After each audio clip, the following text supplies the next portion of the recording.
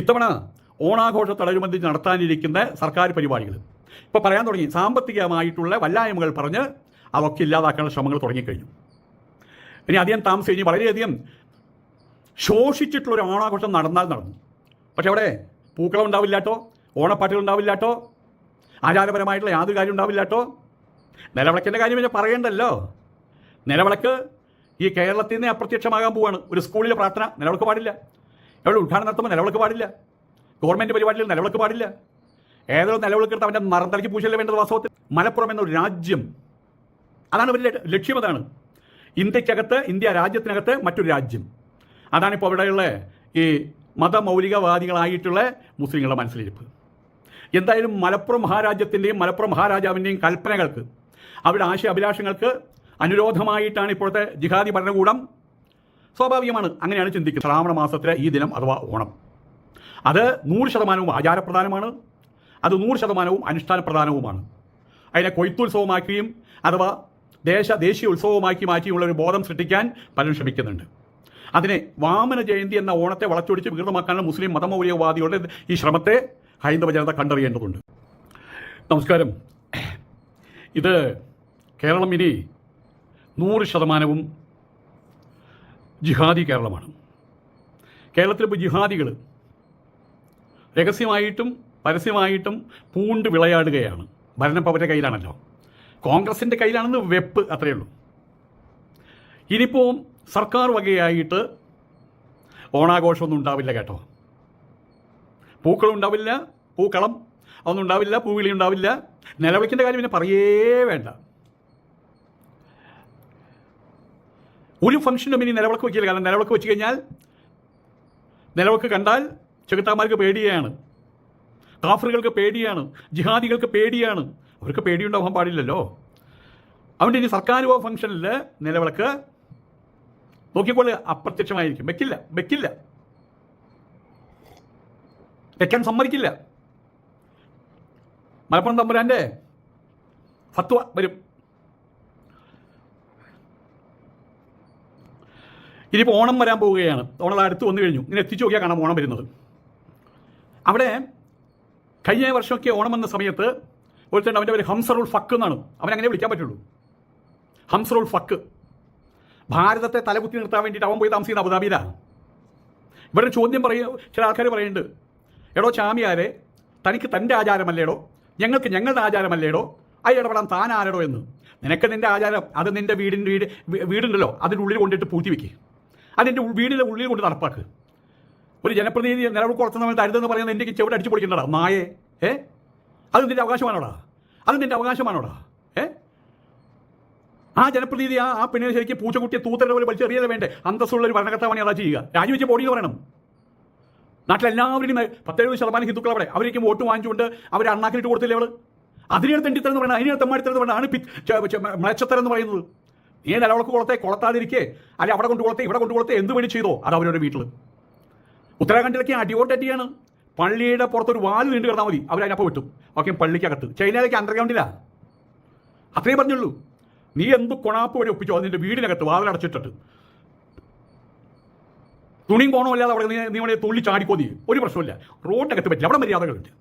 അവിടെ നിൻ്റെ ഇസ്ലാമിക കൊണാപ്പ് ഒപ്പിക്കാനുള്ള സ്ഥലമല്ല പബ്ലിക് സ്ഥലം. ഇനിയിപ്പോൾ ഈ ഗവൺമെൻറ്, ഈ സർക്കാരിന് എവിടെയെങ്കിലും എന്തെങ്കിലും ഒരു ഫംഗ്ഷനിൽ അവർക്ക് നിലവിളക്ക് കൊടുക്കാൻ പറ്റും തോന്നുന്നുണ്ടോ? അങ്ങനെ ആക്കി മാറ്റിയില്ലേ കാര്യങ്ങൾ? അതിനോട് പ്രതികരിക്കാതിരിക്കാൻ പറ്റുമോ? നിലവിളക്ക് കൊടുത്തും ഞങ്ങൾക്ക് നിലവിളക്ക് കൊടുക്കാൻ ഇഷ്ടമല്ല, നിങ്ങൾ വേണമെങ്കിൽ കൊടുത്തിക്കോ. ഇതാണ് ആറ്റിറ്റ്യൂഡ്. നിങ്ങൾ നിലവിളക്ക് കൊടുത്താൽ ഞങ്ങൾ വിഷമമുണ്ടോ? ഇല്ലല്ലോ, ഞങ്ങൾ നിലവിളക്ക് കൊടുത്തില്ല, അതിൽ നിങ്ങൾ വിഷമിക്കണം. ഇതൊരു സർക്കാരാണ്, കേരള സർക്കാരാണ്. കേരളത്തിൻ്റെ ആചാരങ്ങളുണ്ട്, അനുഷ്ഠാനങ്ങളുണ്ട്, അതിൻ്റെ സംസ്കാരമുണ്ട്. അതിലൊരു അൺഅവോയ്ഡബിൾ മെറ്റീരിയലാണ്, അതിൽ അൺഅവോയ്ഡബിൾ എലിമെൻ്റാണ് നിലവിളക്ക്. ക്രിസ്ത്യാനികൾ പിന്നെ അതിൻ്റെ മേലെ കുരിശ് നാട്ടി കാര്യം ഒപ്പിക്കുന്നുണ്ട്. ഇവിടെ മയൂരത്തിൻ്റെ അതൊക്കെ ചിലപ്പോൾ വെക്കാറുണ്ട്, ഹംസം മയൂരൊക്കെ വെക്കാറുണ്ട്. അവിടെ പ്ലസ്സാണ് വെച്ചിട്ടുള്ളത്. ആയിക്കോട്ടെ, എന്തേലും ആകട്ടെ. പക്ഷെ അതേ സമയത്ത് ഇന്ത്യയിൽ ജീവിക്കുകയും ഇന്ത്യയിൽ തോന്നിവാസ രൂപേണ ഇസ്ലാമിസം, അവിടെയാണ് പ്രശ്നം. അതിന് മുമ്പ് നിന്റെ വീടിനകത്ത് എൻ്റെ അമ്മയും പെങ്ങളും നിങ്ങളെല്ലാവരും മക്കളൊക്കെ ഉള്ള സമയത്ത് കോണം തുണിയിലാണ്ട് നിന്ന് തുള്ളിക്കോ കെട്ടി മറിഞ്ഞോ ഒരാൾ ചോദിക്കാൻ പറ്റില്ല. പക്ഷെ ആ പരിപാടിയും കൊണ്ടുവന്ന് നിങ്ങൾ പൊതുവെ സമൂഹത്തിനിടയിൽ കൊണ്ടുവരരുതെന്നാണ് പറഞ്ഞുള്ളൂ. ഇതൊക്കെ ഇളിഞ്ഞ ചോദ്യങ്ങളുണ്ട്. പണ്ടൊരാൾ തൻ്റെ മരുമനോട് പറഞ്ഞു, ഇനിമേലിൽ നീ ബ്രാൻഡി കുടിക്കാൻ പാടില്ല, റമ്മ് കഴിക്കാൻ പാടില്ല, ജിന്ന് കഴിക്കാൻ പാടില്ല, വൈൻ കഴിക്കാൻ പാടില്ല, വോഡ്ക കഴിക്കാൻ പാടില്ല. ശരി അമ്മാവോ, ഞാനിതൊന്നും കഴിക്കില്ല. ആ പോയി നന്നാവുക വാ. അയാൾ തിരിഞ്ഞു നടന്നു, ഒരു 10 അടി വെച്ചിട്ട് തിരിച്ചു വയ്ക്കുക. പക്ഷെ ചാരം കഴിച്ചുകൊണ്ട് കുഴപ്പമില്ലല്ലോ. ഈ പ്രകൃതമാണ് ഈ നാറികൾക്കുള്ളത്, ഈ കാഫറുകൾക്കുള്ളത്.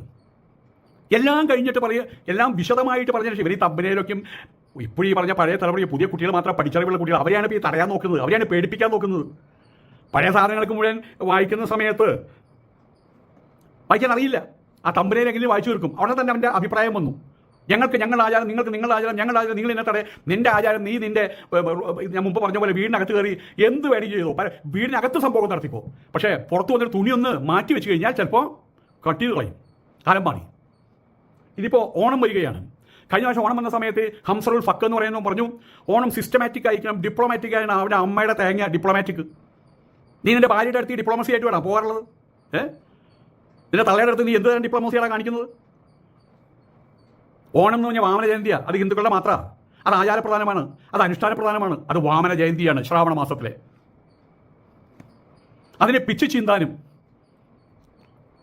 അതിന് ഏതെല്ലാം രീതിയിൽ നശിപ്പിക്കാനും ഉള്ളൊരു ശ്രമം നടത്തിയവനാണ് ഈ ഹംസറുൽ ഫക്ക് എന്ന് പറയുന്നവൻ. ഇപ്പം അവന് മറ്റൊരു വിഷയം കൂടി കിട്ടിയിട്ടുണ്ട്, നിലവിളക്ക് വിഷയം. അത് കൊണ്ടുപോവാ, വീണ്ടും പറ, ഓണം വരാൻ പോവുക, ഇപ്പോഴേ തുടങ്ങിക്കോ. ഓണത്തിന് മുസ്ലിങ്ങളാരും പോകരുത്. അപ്പോൾ വേറൊരുത്തൻ തലകെട്ടുകാരും തന്തപ്പടി എന്ന് പറഞ്ഞു, ആചാരമാണെങ്കിൽ കഴിക്കണ്ട, ആചാരമല്ലെങ്കിൽ കഴിക്കാം. ഓണം ആചാരമാണ്, ഓണം ആചാരമാണ്, ഓണം അനുഷ്ഠാനപരമാണ്, അത് ഹിന്ദുക്കളുടെ മാത്രമാണ്. തൃക്കാക്കരപ്പൻ വാമനനാണ്. ആ തൃക്കാക്കരൻ്റെ അപ്പൻ്റെ ഐഡലാണ് താൽക്കാലികമായിട്ട് മണ്ണുകൊണ്ട് ഉണ്ടാക്കുക. ഇപ്പോൾ റെഡിമെയ്ഡ് കിട്ടാനുണ്ട്. അതിലെ ദ്വാരത്തിൽ പൂക്കൾ കൊത്തിച്ചു വെച്ച് അവിടെ വയ്ക്കുന്ന ആഹാരം അതിന് വീത് കൊടുത്ത്, ആദ്യം ദൈവത്തിന്, പിന്നെ ആചാര്യന്മാർക്ക്, പരമ്പരയ്ക്ക്, കാരണവന്മാർക്ക് വീത് കൊടുത്ത്, ആ കൊടുത്ത വീത് അവർ ഭുജിച്ചു എന്ന് പറഞ്ഞ് ആ ഭോജ്യത്തിൻ്റെ അവശിഷ്ടം അതിൽ ബാക്കി വരുന്നത് പ്രധാനപ്പെട്ട ഉണ്ടാക്കിയ കറികളിൽ കൂട്ടിച്ചേർത്ത് അതാണ് പിന്നെ നമ്മൾ കഴിക്കുന്നത്. അവിടെ അരിമാവുണ്ടൊക്കെ അലങ്കാരങ്ങളൊക്കെ ഉണ്ട്. ചന്ദനത്തിരി കത്തിച്ചു വയ്ക്കും, അയ്യോ നിലവിളക്ക് കത്തിച്ചു വയ്ക്കും. ആയതുകൊണ്ട് തന്നെ ഇനി ഈ ഹംസറുൽ ഫക്കിൻ്റെ ആളുകൾ പറയാനുള്ളത്, നിങ്ങൾ ദയവ് ഹിന്ദു വീടുകളിൽ പോയിട്ട് ഇനി ഓണത്തിന് എത്ര വലിയ രീതിയിലുള്ള സഹകരണം ഉണ്ടെങ്കിലും ഇനി ഓണം ദിവസം ഹിന്ദുക്കളുടെ വീട്ടിൽ പോയിട്ടൊന്നും ഞണ്ണാൻ പോകരുത് കേട്ടോ. അവിടെ നിങ്ങളുടെ മൂക്ക് തെറിച്ചു പോകും. അത്രയല്ലേ ഉള്ളൂ ഇസ്ലാം. ഓണത്തിൻ്റെ ഒരു ആഹാരം കഴിച്ചാൽ ആ സമയത്ത് അവൻ്റെ ഇസ്ലാം പോയി. ഏതുകൂടെ പോവുക? അതിൽ കൂടെയാണോ ഇതിൽ കൂടെയാണോ പോവുക? ഏത് വഴിക്കാണ് പുറത്തേക്ക് പോവുക? നാണം കെട്ടവരെ പറ. മറന്നു പോകുന്നതിന് മുമ്പ് ഒരു കാര്യം ഞാൻ പറയാം. ഞാൻ ദുബായിൽ പോയ സമയത്ത് അവിടെ ദുബായ് ഫ്രെയിമുണ്ട്. അവിടെ വലിയ സ്ഥലമാണ്, വലിയൊരു കെട്ടിടമാണ്. പുറത്ത് നോക്കുമ്പോൾ ഇത്രേ ഉണ്ടാവുള്ളൂ. അത് പോകുമ്പോൾ വലിയ ഒരു കെട്ടിടം. അത് ആ ദുബായ് ഫ്രെയിമിനകത്ത് കേരളത്തിലെ വീടുകളിൽ പണ്ട് ദിനം ആവശ്യങ്ങൾക്കായിട്ട് ഉപയോഗിച്ചിരുന്ന സാധനങ്ങൾ നിരവധി കാണുകയുണ്ടായി. അവിടെ അമ്മിയുണ്ട്, ആട്ടുകല്ലുണ്ട്, പിന്നെ മറ്റേ വെള്ളം കോരാനുള്ളൊരു പ്രത്യേക തുടിയുണ്ട്, ഒരു ചെണ്ടയുടെ ആകൃതിയിൽ. അതിൻ്റെ ഉള്ളിൽ 2-3 ഉണ്ടകളൊക്കെ ഉണ്ട്. അപ്പോൾ കോരുമ്പോൾ ഭയങ്കര ശബ്ദമായിരിക്കും. അത് 2-3 ചുറ്റിയിട്ട് അതിനെന്തോ ടെക്നോളജി ഉണ്ട്, അതൊക്കെ അവിടെ ഉണ്ട്. അരിക്രാന്തരുണ്ട് അവിടെ, അരിക്കാൻ വിളക്ക്. ആ കൂട്ടത്തിൽ ഞങ്ങട്ടാണ് തൂക്കുവിളക്കും അതുപോലെ നിലവിളക്കും. അവർക്കത് ഉപയോഗിച്ചിരുന്നില്ല. ഇപ്പോഴുള്ള ആൾക്കാർ പൈസ വന്ന് കയറിയപ്പോൾ അഹങ്കാരം തീമര്. അവനിപ്പോൾ ചവിട്ടണം, ഹിന്ദുവിനെ ചവിട്ടണം, ഹിന്ദു ആചാരങ്ങളെ ചവിട്ടണം, ഹിന്ദു അനുഷ്ഠാനങ്ങളെ ചവിട്ടണം. നിന്റെ കാലുണ്ടല്ലോ, ചവിട്ടുന്ന കാലുണ്ടല്ലോ, ഞാൻ കൂടുതൽ പറയുന്നില്ല. സുൽത്താൻ ഓഫ് ഒമാനിലെ മരിച്ചുപോയ ഹിസ് മജസ്റ്റി സുൽത്താൻ കാബൂസ് അവറുകൾ, അദ്ദേഹത്തെ അച്ഛനുണ്ടായിരുന്ന സമയത്ത് അവിടെ കിംജി രാമദാസ് എന്നയാളാണ് ആദ്യമായിട്ട് അവരെ അരി തിന്നാൻ പഠിപ്പിക്കുന്നത്. അദ്ദേഹത്തിൻ്റെ മക്കളൊക്കെ അവിടെ രമേശ് കിംജി രാമദാസിൻ്റെ മക്കൾ രമേശ് കിംജിക്ക് അവിടെ പൗരനാണ് അവിടുത്തെ. അദ്ദേഹമാണ് ഇവിടുന്ന് ഉപ്പും മുളകും സാധന സാമഗ്രികളൊക്കെ അവിടെ എത്തിച്ചിരുന്നത്. അപ്പോൾ അതിന് മുമ്പ് എന്തായിരുന്നു അവിടെ? അതിലവിടെ ഞാനുള്ള ഗ്രന്ഥങ്ങൾ പല ഗ്രന്ഥത്തിൽ വായിച്ചിട്ടുള്ളതാണ്. അന്ന് പണ്ട് അവിടെ ഒമാനിൽ, ദുബായിലും എല്ലായിടത്തും ഒമാനിലുള്ളവർക്ക് മുളകിൻ്റെ ഉപയോഗം പോലും അറിയില്ലായിരുന്നു എന്നുള്ള സാധാരണക്കാരായിട്ടുള്ള ആളുകൾക്ക്. കടലിൽ നിന്ന് പിടിക്കുന്ന മീൻ കടലിലെ ഉപ്പും ചേർത്ത് പുഴുങ്ങി തിന്നുന്നൊപ്പം പകുതി പഴുത്ത ഈന്തപ്പഴവും കാരക്കാപ്പഴവും, പിന്നെ അവിടെ ഉണ്ടാകുന്ന കൊച്ചു മൃഗങ്ങളുടെ മാംസവും. ഇതായിരുന്നു അന്നത്തെ ഒമാനികളുടെ ഭക്ഷണം. ഇന്ത്യയുടെ നാണയമാണ് 50-60 വർഷങ്ങൾക്ക് മുമ്പ് ഉപയോഗിച്ചിരുന്നത്. ഇന്നിപ്പോൾ അവർക്ക് ഇന്ത്യയുടെ പുജ്ഞം, ഹിന്ദുക്കളുടെ പുജ്ഞം, ആചാരങ്ങളുടെ പുജ്ഞം, ഇത്രയും പോകുന്നൊരു ഗ്രന്ഥം കൊണ്ട് നടക്കുന്നുണ്ട്. എന്തായാലും പറയാം, ഇവിടെ കാണാനില്ല ഉദാഹരണം. അതുകൊണ്ട് നടക്കുന്നുണ്ട്, 1.5 മണി കൊണ്ട് വായിച്ചു തീർക്കാം. അതേ സമയത്ത് ഒരു ജന്മം കൊണ്ട് വായിച്ചു തീർക്കാൻ പറ്റാത്ത ഗ്രന്ഥങ്ങളാണ് ഇവിടെ ഉള്ളത്. അതിനൊക്കെയാണ് ഇവൻ പുച്ഛിക്കുന്നത്. ഇവൻ എന്ത് പേരിട്ടാണ് വിളിക്കേണ്ടവനെ? അതിനെ അവൻ പുച്ഛിച്ചുകൊണ്ടിരിക്കുന്നത്, നിലവിളക്കിനെ പുച്ഛിച്ചുകൊണ്ടിരിക്കുന്നത്. ഇന്നിപ്പോൾ ആ സത്യങ്ങളെ മുഴുവൻ മറച്ചു വെച്ച് ഭാരതം സാമൂഹികമായിട്ടും സാമ്പത്തികമായിട്ടും സാംസ്കാരികമായിട്ടും അധമമായിട്ടുള്ള അവരമായിട്ടുള്ള നിലയിലാണെന്നും അറേബ്യൻ രാഷ്ട്രങ്ങൾ ഈ ലോകം ഉണ്ടായ കാലഘട്ടം മുതൽക്കേ അന്ന് മുതലേ മുമ്പ് പറഞ്ഞ സാംസ്കാരിക രംഗങ്ങളിലും സാമൂഹിക രംഗങ്ങളിലും സാമ്പത്തിക രംഗങ്ങളിലും ഔന്നത്യം കാസൂക്ഷിച്ചിരുന്നവരായും പറഞ്ഞ് സ്വയം ബോധ്യപ്പെടുന്നു, സമൂഹത്തെ ബോധ്യപ്പെടുത്താൻ ശ്രമിക്കുന്നു. ഞങ്ങൾക്ക് ഞങ്ങളുടെ സമൂഹം, ഞങ്ങൾക്ക് ഞങ്ങളുടെ സംസ്കാരം, ഞങ്ങൾക്ക് ഞങ്ങളുടെ രാജ്യം. ഈ ഒരു കൽപ്പന ഇതാണ് ഈ വക മുസ്ലിങ്ങൾ, ഇങ്ങനെയുള്ള മതമൗലികവാദികൾ, ആ വക മുസ്ലിങ്ങൾ അവരുടെ സമൂഹം അനുസരിച്ചുകൊണ്ട് നടക്കുന്നത്. ഇന്ത്യ പാകിസ്ഥാൻ വിഭജനം നടന്നു. ഇന്ത്യയിലുണ്ടായിരുന്ന അനവധി മുസ്ലിങ്ങൾ പാകിസ്ഥാനിലേക്ക് ചേക്കേറി. തിരിച്ച് അവിടെ ഉണ്ടായിരുന്ന ഹിന്ദുക്കൾ ഇങ്ങോട്ടും വന്നു. കാലമേറെ കഴിഞ്ഞു. ഇപ്പോൾ പാകിസ്ഥാൻ ഒരു മതാധിഷ്ഠിത രാജ്യമായി കഴിഞ്ഞു. അവിടെ മുക്കിലും മൂലയ്ക്കും മരുന്നിന് എന്ന് പറയുന്ന കുറച്ച് ഹിന്ദുക്കളുണ്ട്, തിരിച്ചു വരാൻ പറ്റാത്തവർ. ഇന്ത്യയാകട്ടെ ഇവിടെ ബാക്കിയുള്ളവർക്കാരെ വളർത്തി എത്ര ശതമാനം ആലോചിച്ച് നോക്കുക. അവരെല്ലാവരും കൊണ്ട് ഇപ്പോഴും ഒരു മതേതര രാജ്യമായി തുടരുന്നു. അപ്പോഴത്തെ മതാധിഷ്ഠിത രാജ്യവും. ഇനി ഞാൻ പറയുന്നത് കേട്ട് നിങ്ങൾ ചിരിക്കരുത് കേട്ടോ. മലപ്പുറത്തെ രണ്ടായിട്ട് കട്ട് ചെയ്യണം. കട്ടിങ് വിദഗ്ധരാണല്ലോ. മലപ്പുറത്തെ മുറിക്കണം, രണ്ട് മുക്കാലികളാക്കി മാറ്റണം. അതിൽ മുസ്ലിം സമുദായത്തിന് ആധിക്യമുള്ളൊരു ദേശം, അതല്ലാത്ത മറ്റൊരു ദേശം. അങ്ങനെ അത് സംഭവിക്കാൻ പോണത്. ക്രമേണ തങ്ങളുടെ സംസ്കാരം, തങ്ങളുടെ വസ്ത്രവിധാന രീതി, തങ്ങളുടെ ആഹാര രീതി, തങ്ങളുടെ വിശേഷ അവസരങ്ങളിൽ ഉള്ള സമൂഹം എന്ത് ചെയ്യണമോ അതൊക്കെ ചെയ്യുന്ന അതെല്ലാം ഉള്ള ഒരു രാജ്യം മലപ്പുറം എന്നൊരു രാജ്യം. അതാണ് അവരുടെ ലക്ഷ്യം. അതാണ് ഇന്ത്യക്കകത്ത്, ഇന്ത്യ രാജ്യത്തിനകത്ത് മറ്റൊരു രാജ്യം. അതാണിപ്പോൾ അവിടെയുള്ള ഈ മതമൗലികവാദികളായിട്ടുള്ള മുസ്ലിങ്ങളുടെ മനസ്സിലിരിപ്പ്. എന്തായാലും മലപ്പുറം മഹാരാജ്യത്തിൻ്റെയും മലപ്പുറം മഹാരാജാവിൻ്റെയും കൽപ്പനകൾക്ക്, അവരുടെ അഭിലാഷങ്ങൾക്ക് അനുരോധമായിട്ടാണ് ഇപ്പോഴത്തെ ജിഹാദി ഭരണകൂടം. സ്വാഭാവികമാണ്, അങ്ങനെയാണ് ചിന്തിക്കുന്നത്. ഞാൻ പറഞ്ഞു വരുന്നത് ഈ രാജ്യത്തിൻ്റെ തനത് സംസ്കാരങ്ങൾ, ആചാരാനുഷ്ഠാനങ്ങൾ, അതുമായി ബന്ധപ്പെട്ട കാര്യങ്ങളാണ്. അതാണ് നമ്മുടെ വിഷയം. ഞാൻ കൂട്ടത്തിൽ അനുബന്ധ വിഷയങ്ങൾ പറഞ്ഞു എന്ന് മാത്രം. അപ്രകാരം അനേകായിരം വർഷത്തെ പഴക്കമുള്ള ഏറ്റവും പുരാതനമായിട്ടുള്ള ഈ ആർഷഭാരത സംസ്കാരത്തെ ചവിട്ടിക്കുഴയ്ക്കാൻ ഞാൻ ആദ്യം പറഞ്ഞ് ഈ ഹംസറുൽ ഫക്ക് ഉണ്ടല്ലോ, അവൻ ശ്രമിക്കുന്നുണ്ട്. അവനോടൊപ്പം മറ്റുള്ള തലയെക്കെട്ടുകാരൻ ശ്രമിക്കുന്നുണ്ട്. അതോടൊപ്പം തന്നെ അറേബ്യൻ സംസ്കാരം ഇവിടെ കൊണ്ട് കുത്തിക്കയറ്റാൻ ശ്രമിക്കുന്നുണ്ട്. അതിനുള്ള വ്യക്തതയും കാണിക്കുന്നുണ്ട്. എവിടെ നിന്നാണോ ഈ ബിരിയാണി ഉണ്ടായത്? ഞങ്ങളവിടെ ഇപ്പം ഞാൻ താമസിക്കുന്നതിൻ്റെ അടുത്ത് അവിടെയാണ് മറ്റേ വെല്ലൂർ സെൻട്രൽ ജയിൽ, അതുപോലെ തന്നെ തബ്ലീഗിൻ്റെയും അറബി കോളേജ് അവിടെയുണ്ട്. അവിടെ പാലക്കാട് എന്നൊരു ഫാമിലി ഉണ്ട്. അവരുടെ ഒരു മരുമകളുടെ കല്യാണം. ഇവിടെയല്ല, പാലക്കാട്. അപ്പോൾ ആരോ വന്നിട്ട് പറഞ്ഞു അത്രേ, നമുക്കിങ്ങനെ പല കൂട്ടം വിഭവങ്ങളൊക്കെ ഉണ്ടാക്കുന്നതിന് വരെ നമുക്ക് ബിരിയാണി ഉണ്ടാക്കിയാലോ പറഞ്ഞു. അപ്പം തന്നെ ഇദ്ദേഹം പറഞ്ഞു, ഇനി ഇവിടെ വേണ്ട പോയിക്കോളാൻ പറഞ്ഞു. അയാൾ അടിയും കാലം പിടിച്ചു, വേണ്ട പോയിക്കോളാൻ പറഞ്ഞു. ഒരു നായരുടെ വീട്ടിൽ വന്നിട്ടോ നിൻ്റെ ബിരിയാണിയും നിൻ്റെ പത്തിരിയും ആ വർത്താനം പറഞ്ഞില്ല, ഇനി ഇവിടെ വേണ്ടെന്ന് പറഞ്ഞു. പലരും ഇടപെട്ടു, പറ്റില്ലെന്ന് പറഞ്ഞു, വേറെ ആളെ വെച്ചു. ബിരിയാണി സംസ്കാരം, നെയ്ച്ചോറ് സംസ്കാരം, പത്തിരി സംസ്കാരം, ജ്യൂസിന് വരുമ്പോൾ ജ്യൂസില്ല, ഷെയ്ക്ക് എല്ലാം കഴിഞ്ഞിട്ടാണ്. ആ പേര് കേൾക്കുമ്പോൾ തന്നെ അറപ്പ് തോന്നും. കുഴി നിൽക്കുമ്പോൾ കക്കൂസ് കുഴി ആദ്യം നമുക്ക് തോന്നുക. മന്തി എന്നൊക്കെ കേൾക്കുന്ന സമയത്ത് നമുക്ക് അറപ്പാ തോന്നുക. മറ്റേ ഫ്രൂട്ട് സലാഡ് അത് കേൾക്കുമ്പോൾ നല്ല രസമുണ്ട്. പ്രഥമൻ കേൾക്കാൻ രസമുണ്ട്. സാമ്പാർ കേൾക്കാൻ രസമുണ്ട്.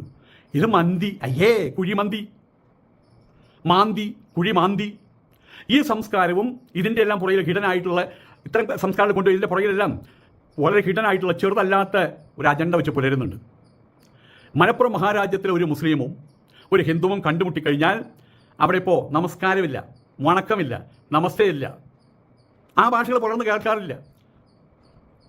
മറിച്ച് യാ അല്ലാഹ്, സലാം, അൽഹംദുലില്ലാ, ഇൻഷാ അല്ലാ, അസ്സലാമു അലൈക്കും, ഇത്തരം ഭാഷകളൊക്കെയാണ് ഉയർന്നു കേൾക്കുന്നത്. തുർക്കിത്തൊപ്പിയും അല്ലാത്ത തൊപ്പിയും കന്തൂറ എന്ന് പറഞ്ഞ വസ്ത്രവും ഈ ഭാരത സംസ്കാരത്തിൻ്റെ ഭാഗമാണോ? മലപ്പുറത്ത് പോയി കാണാൻ നിരക്കെ പരക്കെ ഇട്ടുകൊണ്ട് നടക്കുന്ന ആൾക്കാർ, ഡ്യൂപ്ലിക്കേറ്റ് അറബികൾ. ദുബായിൽ നാളെ ഒരുത്തരെ പിടിച്ചു, എയർപോർട്ടിൽ തന്നെ വെച്ച് പിടിച്ചു. ഈ വസ്ത്രം തെച്ചു, അത് പാകിസ്ഥാൻ ഈ വസ്ത്രം ഇവിടെ വരരുത്. അത് ഞങ്ങളുടെ സംസ്കാരത്തിൻ്റെ ഭാഗമാണ്. അത് ഒമാനി വസ്ത്രമാണ്, അതവിടെ സംസ്കാരത്തിൻ്റെ ഭാഗമാണത്. അദ്ദേഹം ഹിസ് മെജസ്റ്റി സുൽത്താൻ കാബൂസ് അദ്ദേഹത്തിൻ്റെ അവസാന കാലഘട്ടം വരെ അദ്ദേഹം ആ വസ്ത്രം ധരിച്ചേ ലോകത്തെ മുന്നിൽ പ്രത്യക്ഷപ്പെടാറുള്ളൂ. അവൻ്റെ അവിടെയുള്ള അറേബ്യൻ കൺട്രീസിലുള്ള സകലമാന പേർക്കും അദ്ദേഹത്തൊരു സ്പെഷ്യൽ ബഹുമാനമായിരുന്നു, രാജ്യത്തിന് വേണ്ടി ജീവിച്ച മനുഷ്യൻ. അതുകൊണ്ടാണ് അദ്ദേഹം മരിച്ചിട്ട് 16-ാം ദിവസം കോഴിക്കോടോ മറ്റോ 16 അടിയന്തരം നടത്തിയവരുണ്ട്, കൊയിലാണ്ടിയിലോ മറ്റോ. അത്രയും സ്നേഹമായിരുന്നു. അത് വേറെ കേസ്. അപ്പം അത് അവിടുത്തെ സംസ്കാരത്തിൻ്റെ ഭാഗമാണ്. ആ സംസ്കാരത്തോടുള്ള താല്പര്യം, അഭിനിവേശം കൊണ്ട് ഇവിടെ വന്ന ആ വേഷം കെട്ടുകയാണ്.